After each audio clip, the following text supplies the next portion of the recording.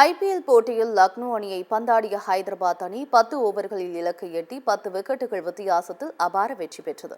IPL தொடரில் நேற்றிரவு நடைபெற்ற ஆட்டத்தில் Sunrisers Hyderabad, Lucknow Super Giants அணிகள் மோதின. இதில் டாஸ் வென்ற முதலில் ஆடிய லக்னோ அணி நிர்ணயிக்கப்பட்ட 20 ஓவர்களில் 4 விக்கெட் இழப்புக்கு 165 ரன்கள் எடுத்தது. அந்த அணியில் அதிகபட்சமாக பத்தோனி 55 ரன்கள் எடுத்தார். ஹைதராபாத் தரப்பில் புவனேஸ்வர் குமார் 2 விக்கெட்டுகளை வீழ்த்தினார். இதையடுத்து 166 ரன்கள் எடுத்தால் வெற்றி என்ற இலக்குடன் ஹைதராபாத் அணி களமிறங்கியது.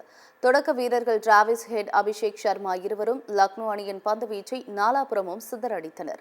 அதிரடியாக ஆடிய டிராவிஸ் ஹெட் 16 பந்துகளில் அரை சதம் அடித்தார். மறுமுனையில் அபிஷேக் சர்மா 19 பந்துகளில் அரை சதம் அடித்தார். இறுதியில் ஹைதராபாத் அணி விக்கெட் இழப்பின்றி 9.4 ஓவர்களிலேயே இலக்கை எட்டி 10 விக்கெட்டுகள் வித்தியாசத்தில் அபார வெற்றி பெற்றது.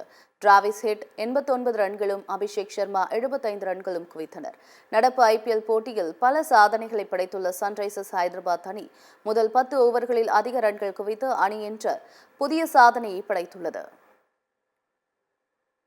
இந்நிலையில் லக்னோ அணியின் தோல்வியால் மும்பை இந்தியன்ஸ் அணி பிளே ஆஃப் வாய்ப்பை இழந்துள்ளது. இதன் மூலம் மும்பை அணி நடப்பு ஐபிஎல்லில் பிளே ஆஃப் வாய்ப்பை இழந்த முதல் அணி என அதிகாரப்பூர்வமாக அறிவிக்கப்பட்டுள்ளது.